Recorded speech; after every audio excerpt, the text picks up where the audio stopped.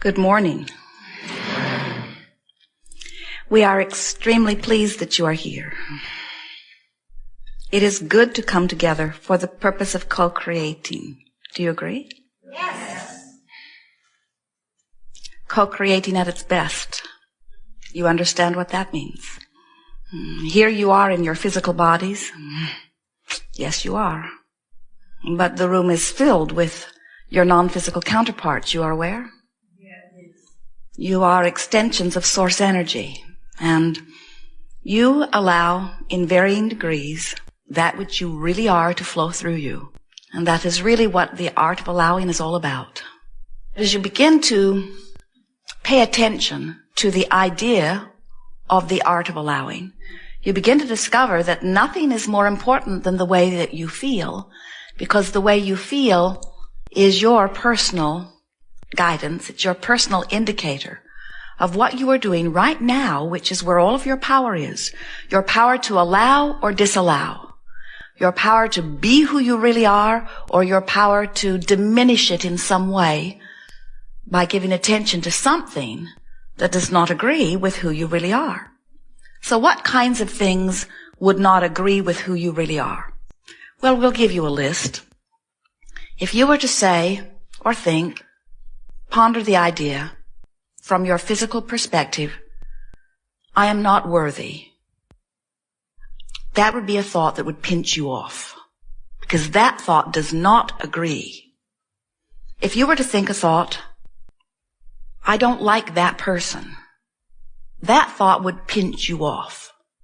Not because you are supposed to like that person, but that if you felt worthy, you would. In other words, when you are in alignment with who you are, it's easy for you to love because you're in alignment with that which is love. So if you find yourself angry, feeling hateful, seeking revenge, if you find yourself in that strong negative emotion, what that always means is that you have found something that you are pondering that is vibrationally so different from who you really are.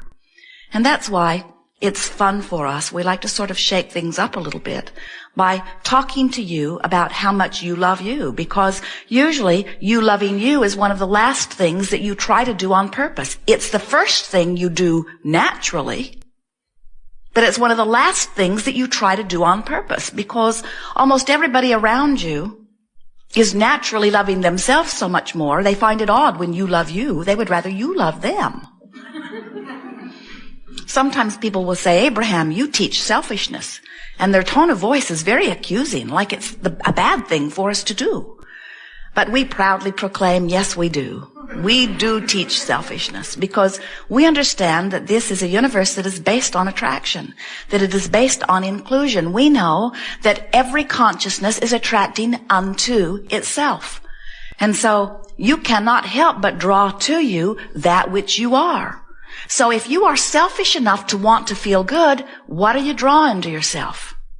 But if you get very valiant and virtuous, and you put yourself last, and you let everything and everyone else be first, you cater to all of their desires until you are suffocated or without your own connection to source, then you can give it all to them, but it won't be much because you'll have nothing to give. Because unless you are selfish enough to care about the way you feel, then you will not be doing a very good job of adjusting your vibration and holding yourself in alignment with the source energy that flows to you naturally. When you do align with the source energy that flows to you naturally, you feel valuable. You feel worthy. You feel light. You feel free. You feel sure-footed. You feel clear-minded. You feel such reserve of well-being that you can pour out your attention and your affection endlessly, and you never run out. You picture a bucket with well-being flowing in the top and well-being running out the bottom. If it runs out the bottom faster than it flows in the top, you don't feel so good. But when you open your valve and you realize that it flows endlessly, and you always have a huge reserve because you are tapped into the source of that which is the reserve of well-being, then you don't worry about attention that you're giving to others or love that you're giving to others or anything that you're giving to others, because it is always replenished, proportionate to what you are flowing. In fact, that's how it gets into your bucket to begin with.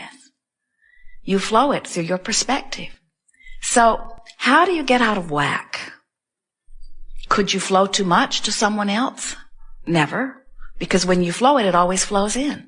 It's a valve, it's a fire hose, it's a stream. It's an ocean of well-being flowing to you. You could never use up your reserve. So, what happens when it feels like you've used up your reserve? What happens?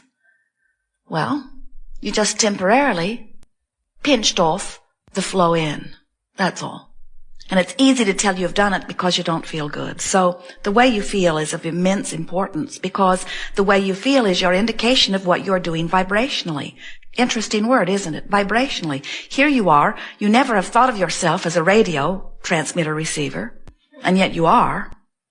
We see you in your bodies, your fleshy, bloody, bony bodies. That's not exactly poetic, is it? We see you in these magnificent bodies, but we see you as energy. We see you as vibration.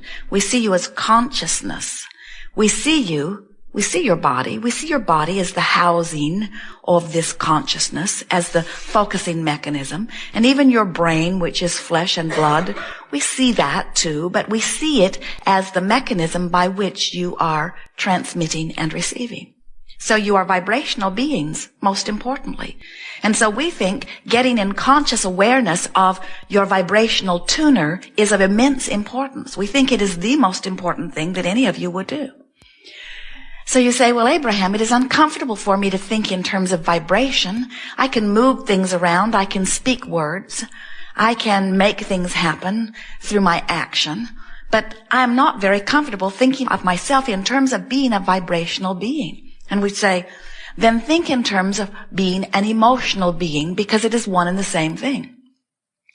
An emotional being is one who is aware of emotions. And an emotional being is one who therefore is aware, whether you're doing it on purpose or not.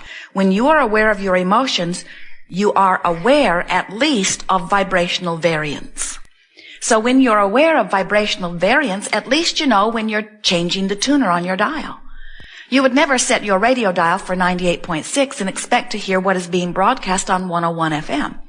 You understand radio frequencies enough to know that they've got to match up.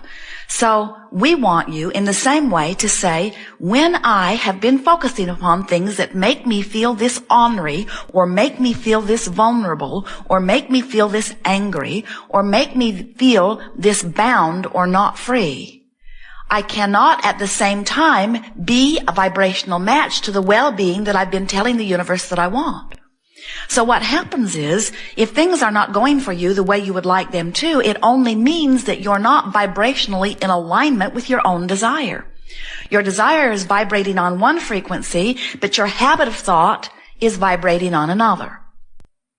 Now you could say desire is on one frequency and belief is on another. That's one way of saying it. Or you could say what I want is on one frequency, but what I notice that I have is on another frequency. You could say what I want is on one frequency, but I don't think about that very often.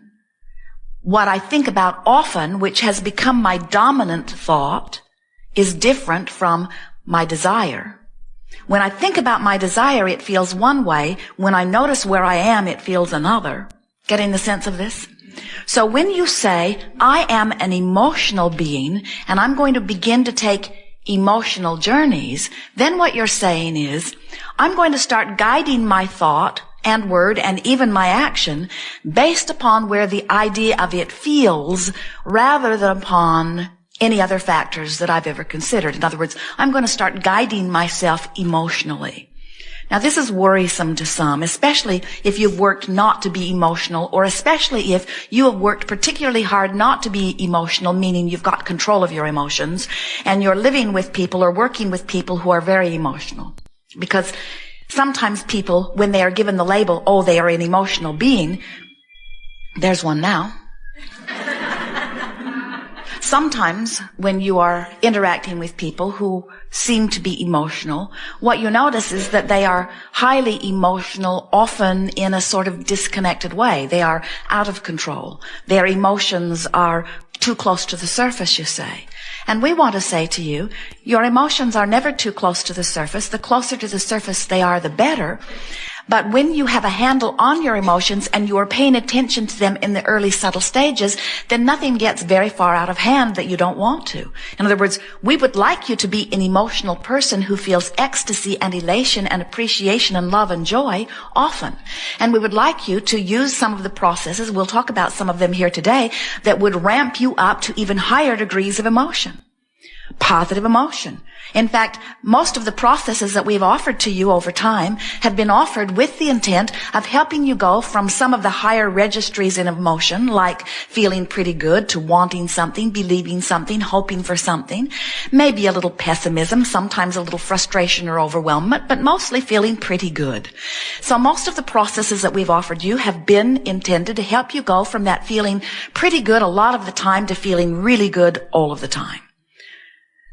Now, if you are feeling strong negative emotion much of the time, then most of the processes that we've been offering to you are not a good fit for you because you do not actually have vibrational access to thoughts that feel really good from a place that you've been practicing not feeling really good. In other words, if you are feeling strong negative emotion and you're doing it on a pretty consistent basis, then even though your well-meaning Abraham friends who announce to you on a pretty regular basis that you are the creator of your own reality, and that you should reach for the thought that feels better, you should follow your bliss, the reason that you cannot turn around on a dime and do that is because law of attraction says that that which is likened to itself is drawn. So whatever thoughts you've been practicing and whatever vibration has become the dominant vibration within you on a myriad of subjects, that's where you're going to tune in first. And once you tune in there, of course, things manifest. And that doesn't help much, does it? In other words, it helps when the better it gets, the better it gets, the better it gets, but it doesn't help so well when the worse it gets, the worse it gets, the worse it gets. Because whatever you're focusing upon, you're offering a vibration about. Whatever you're offering a vibration about, you're attracting more of. Whatever you're attracting more of, you are usually giving more attention to. So the spiral sort of takes you in the direction of the strongest current. We have enjoyed this interaction more than words can describe. We have literally taken thought beyond that which it has been before. There was not some big void that we have filled, but we certainly have experienced the satisfaction of conscious motion forward. We like to anticipate what is before you. It's fun for us to contemplate your desires and to anticipate the fulfilling of them. It is our wish that you could ease up, be less demanding of yourself, work on that worthy thing, write lists of things that you adore about yourself and others, and practice the art of appreciation. And in doing so, you will put yourself more consistently in vibrational alignment with the well-being that it is our promise to you is being held, not from you, but for you, in non-physical and physical escrow. You deserve these things that you've been asking for, but you've got to stop worrying about them not being there in order to let them in. There is great love here for you. We are complete.